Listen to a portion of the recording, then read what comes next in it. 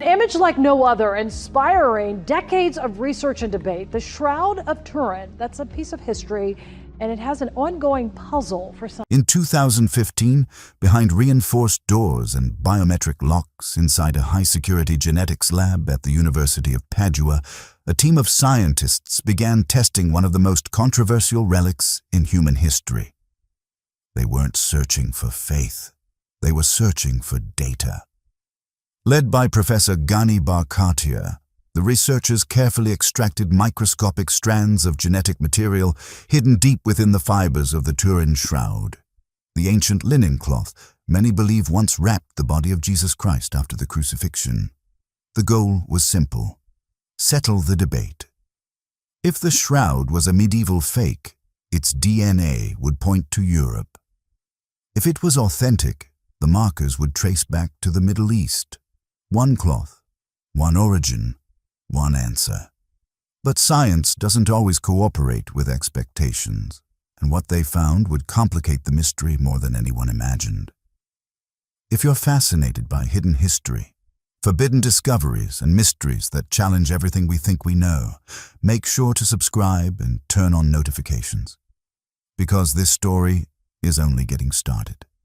The genetic traces didn't lead to a single person, a single nation, or even a single continent.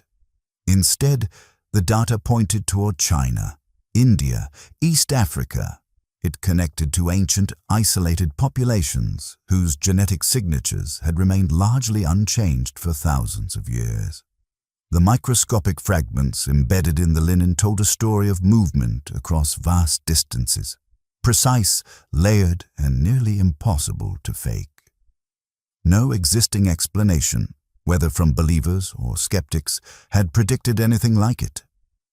To understand why this DNA revelation shook the debate so deeply, we have to rewind more than a century, to the moment the shroud first stunned the modern world. May 28, 1898. Turin, Italy. A lawyer and amateur photographer named Secondo Pia received rare authorization from King Umberto I to photograph the relic during a public exhibition. Photography at the time was slow, demanding, and technically unforgiving. Pia carried a massive camera up scaffolding inside the cathedral, illuminating the dim interior with harsh magnesium flashes. He prepared 2 large glass negatives, each measuring 50 by 60 centimeters. Later that night, alone in his dark room under the faint glow of a red lamp, Pia began developing one of the plates. As the image slowly emerged in the chemical bath, he froze. His hands trembled so violently he almost dropped the glass. What appeared before him defied expectation. On the photographic negative, where light should reverse into shadow and shadow into light, a striking, detailed human face came into focus. Closed eyes, a damaged nose, a mustache and divided beard, swelling along one cheek. For the first time, the faint markings on the linen transformed into the unmistakable image of a man, composed, solemn, yet bearing clear signs of intense suffering. This wasn't just surprising. It changed everything. Normally, when you photograph an image, the negative looks inverted and unnatural. But the shroud behaved differently. When captured on a negative plate, it appeared as a natural, lifelike positive image, almost like a photograph taken centuries before photography even existed. In other words, what the eye sees on the cloth is already a negative, and that raises a disturbing question. Who in the Middle Ages understood the principles of photographic negatives 800 years before the invention of the camera? The human eye doesn't perceive the world in negative tones. No medieval artist had the scientific knowledge to engineer such an effect intentionally, especially without any way to preview or test the outcome. Photography wouldn't be formally invented for another 8 centuries. No painter, scholar, or scientist of that era had the conceptual framework to create a flawless negative image on linen with controlled light and shadow. That was the first serious fracture in the wall of skepticism. The shroud didn't behave like brush strokes on fabric. It acted more like a light imprint, a snapshot of a single moment frozen in time. And that realization sent ripples through every field that later examined it. If this story is pulling you in, take a second to like the video and subscribe. It's the simplest way to help us keep diving into mysteries like this. Your support truly makes a difference. But the photograph was only the beginning. The real shock was microscopic, hidden in dust and fibers for centuries. And when researchers finally decoded it, even long-time critics hesitated. For over 600 years, the debate around the shroud remained locked in place. Faith stood firm on one side. Skepticism held its ground on the other. For believers, it represented the only physical object connected to the resurrection, a silent witness to an event that reshaped human history. For critics, the cloth wasn't sacred at all. It was the ultimate medieval hoax, perhaps the work of a brilliant mind like Leonardo da Vinci, or some unknown artistic genius who engineered a relic convincing enough to draw in pilgrims hungry for miracles. But the 21st century changed the battlefield. Belief and doubt were no longer trading arguments alone. Now the discussion included genetics, high-energy physics, spectroscopy, and forensic molecular science. Researchers stopped approaching the shroud as an object of devotion and began examining it like a cold case file, a silent biological archive that might be storing 2,000 years of human contact. In 2015, Professor Barkasha's multidisciplinary team was granted rare, high-level access to the cloth. They weren't searching for the DNA of God. Science has no category for that. There's no divine reference sample sitting in a database. Instead, their mission was far more grounded. Reconstruct the biography of the fabric itself. Where had it traveled? Who had handled it? What invisible fingerprints had history left behind? Using sterile micro-vacuum instruments fitted with ultra-fine filters, they carefully extracted microscopic debris, dust, pollen, organic fragments, lodged deep within the weave in the tiny gaps between warp and weft threads where ancient particles can remain sealed for millennia. They also re-examined material preserved from the 1988 restoration. The margin for error was almost zero. A single modern breath, a stray sneeze, one flake of skin. Any of it could drown out ancient genetic signals with contemporary noise. That's why they focused on mitochondrial DNA. Unlike nuclear DNA, mitochondrial DNA exists in hundreds of copies per cell. It's inherited exclusively through the maternal line. It endures far longer in ancient samples and serves as a powerful geographic marker, tracing ancestry, migration, and population origins with remarkable reliability. If any authentic genetic trail had survived 2,000 years inside those fibers, this method would uncover it. For weeks, supercomputers processed millions of nucleotide sequences, cross-referencing them against global genomic databases representing populations across continents. When the final haplogroup maps appeared, ancestral branches, migration lines, geographic clusters, the lab fell silent. The results shattered every expectation. This wasn't the profile of a single individual. It was layered, complex, a mosaic no one had predicted. When the findings were published in scientific reports, the impact was explosive. Researchers had anticipated a dominant signal. If the cloth were a medieval forgery produced in France, as many skeptics argue, European DNA, particularly French or Italian, should have overwhelmingly prevailed. If it had remained in Jerusalem since antiquity, Middle Eastern markers should have dominated. Neither scenario held. Instead, the data revealed something extraordinary. A global imprint embedded in linen. First, the Middle East.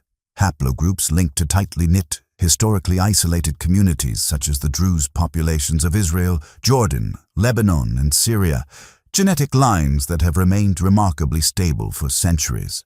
A strong indicator of regional origin. Second, Western Europe. Haplogroups. U5b and H1 through H3 consistent with documented centuries of handling in Europe. From the poor Clare nuns who repaired it to the House of Savoy who safeguarded it, and the countless pilgrims who venerated it. Then came the shock. North and East Africa, haplogroup AL3, associated with Egypt and Ethiopia, hinting at contact with some of the earliest Christian communities on the African continent. South Asia, haplogroups M39, M56, and R8, markers characteristic of the Indian subcontinent. And most astonishing of all, East Asia, haplogroups D4 and G2A, commonly found in China, India, Africa, Europe, the Middle East, all woven into a single ancient textile. How could that be? No craftsman in a 14th century French monastery could have gathered biological traces from across Asia and Africa. The medieval world was not globally interconnected in a way that would produce such a vast and identifiable genetic footprint on one object. Long-distance travel existed, yes, but not at the scale reflected in this data. Civilizations like China were known mostly through distant accounts such as those of Marco Polo. And even if someone had attempted deception, how could they have planted microscopic genetic material in a way that would withstand forensic testing 600 years later? The DNA signatures weren't random contamination. They formed a pattern, a collective biological memory etched into cloth. But when Barcatia overlaid the genetic map with historical trade routes, the enigma grew even deeper.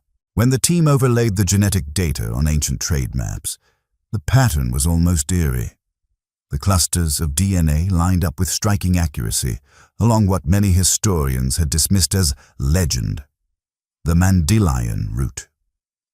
Early Byzantine, Syrian and Arabic records describe the cloth folded so that only the face was visible, a configuration known as the tetradiplon, mounted inside a frame and displayed publicly. This was not a relic that remained locked in one city, and it certainly didn't originate in Europe. Its story begins in Jerusalem. From there, historical accounts place it in Edessa by the 2nd century, hidden within the city walls for generations. And Edessa wasn't just any city.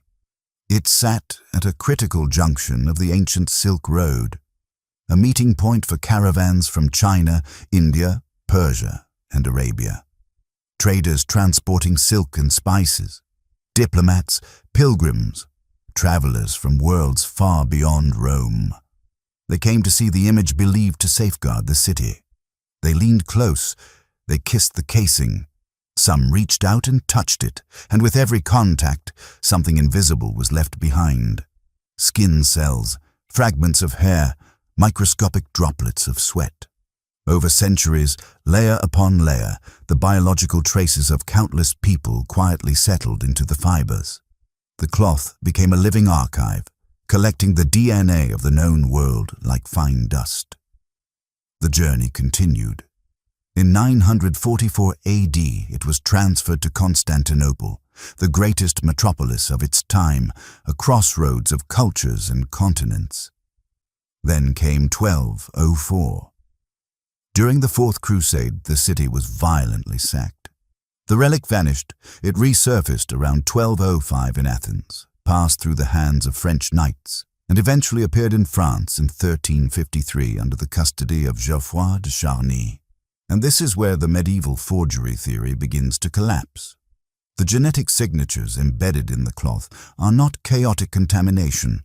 They form a geographic trail, one 14th century artisan could have engineered. These traces came from sandals, robes, and bare hands belonging to generations who stood before that face. But the genetic code was only part of the story. The rest was written in pollen. Israeli botanist Avinoam Danin of the Hebrew University of Jerusalem and Swiss criminologist Max Frey independently analyzed pollen grains trapped deep within the weave. When the full catalogue of species was compiled, the implications were staggering.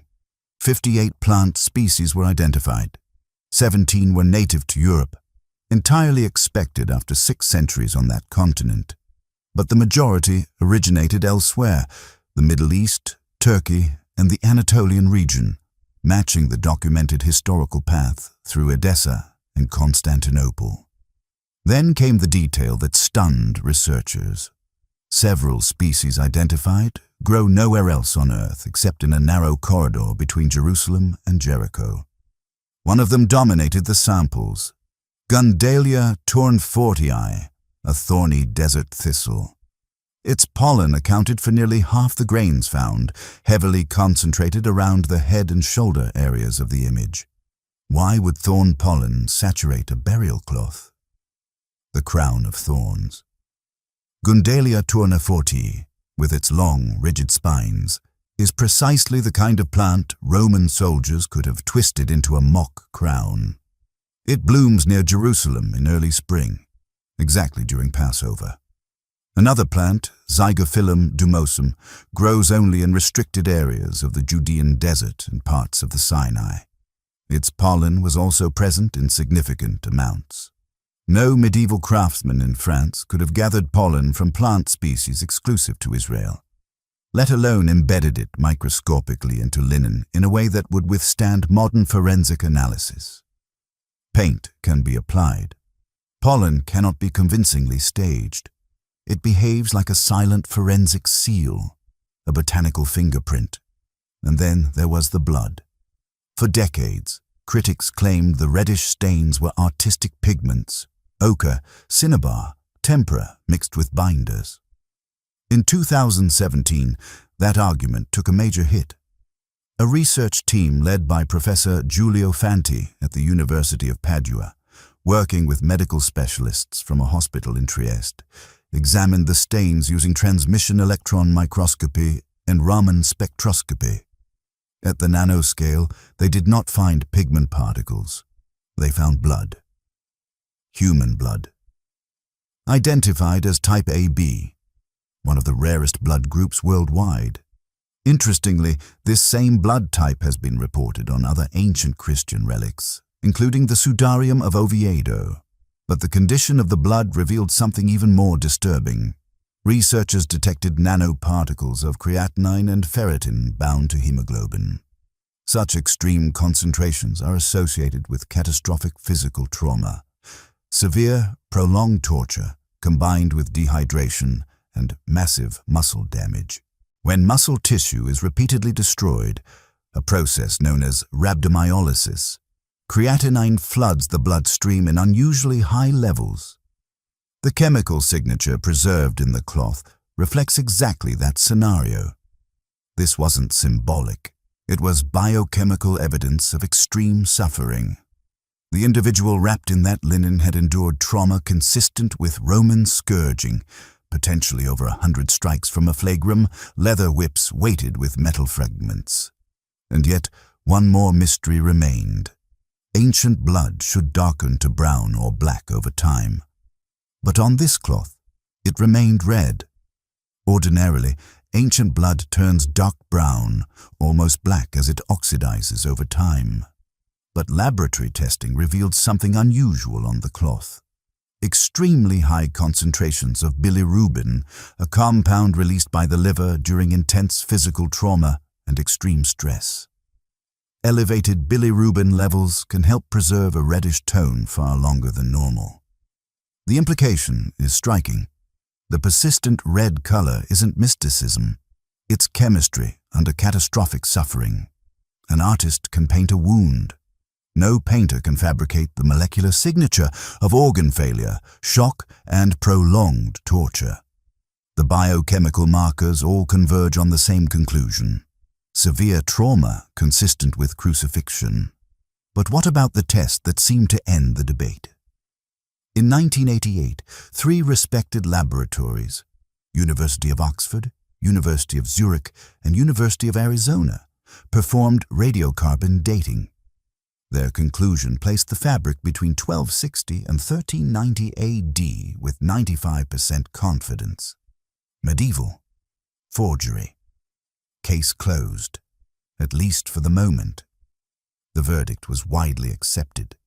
Even the Catholic Church grew cautious, referring to the cloth as an icon rather than declaring it definitively authentic. But science evolves. Decades later, researchers revisited the details and uncovered a critical flaw, not in the carbon-14 method itself, but in where the sample had been taken. In 1988, a small piece of fabric about the size of a postage stamp was cut from the outer edge of the cloth, a corner heavily handled across centuries. That area had absorbed sweat, oils, candle smoke, and microbial contamination. Then chemist Ray Rogers of Los Alamos National Laboratory made a discovery that changed everything. The tested corner had been repaired in the Middle Ages. Historical restoration work by the Poor Clare nuns had reinforced the damaged edge using newer cotton threads woven into the original linen. These threads were dyed with alizarin and treated with gum arabic to blend seamlessly with the aged material. The main body of the cloth contains no cotton, only linen. In other words, the labs hadn't dated the original fabric. They had dated the patch. Fast forward to 2022. Physicist Liberato De Caro at the Institute of Crystallography in Bari introduced a different method, wide-angle X-ray scattering, WAXS. Instead of analyzing potential contaminants, this technique measures the natural aging of linen cellulose at the molecular level. Over time, cellulose polymer chains gradually degrade due to radiation, humidity, and temperature. That degradation functions like an internal clock. De Caro compared samples from the shroud to textiles of known ages, from Egyptian mummy wrappings dating back to 3000 BC to confirmed medieval fabrics. The result? The molecular profile didn't align with medieval cloth at all. It was significantly older. In fact, it closely matched linen discovered at Masada in Israel, dated between 55 and 74 AD, the 1st century. In 1988, radiocarbon dating appeared to close the case. In 2022, material science reopened it. And yet, the most puzzling element isn't the blood, the pollen, or the dating. It's the image itself. There are no brush strokes, no pigments, no ink. The image exists only on the outermost 200 nanometers of the fibers, hundreds of times thinner than a human hair. It's not layered like paint. It's a superficial chemical alteration caused by oxidation and dehydration, almost like a faint scorch produced by an unknown burst of energy. Researchers at ENEA attempted to reproduce it using acids, heat, and radiation. Nothing matched. The only approach that came close involved an intense, ultra-short pulse of vacuum ultraviolet radiation, technology unavailable in the ancient world. To imprint the image across nearly 4 square meters of fabric, the body would have had to emit a burst of energy lasting less than a billionth of a second, powerful enough to alter the fibers, yet controlled enough not to burn them. And that's only part of it. Will science eventually explain what happened inside that tomb? Or are some moments beyond the reach of any instrument humanity will ever invent? Share your thoughts in the comments. And if this perspective changed how you see the shroud, subscribe, because we're just getting started.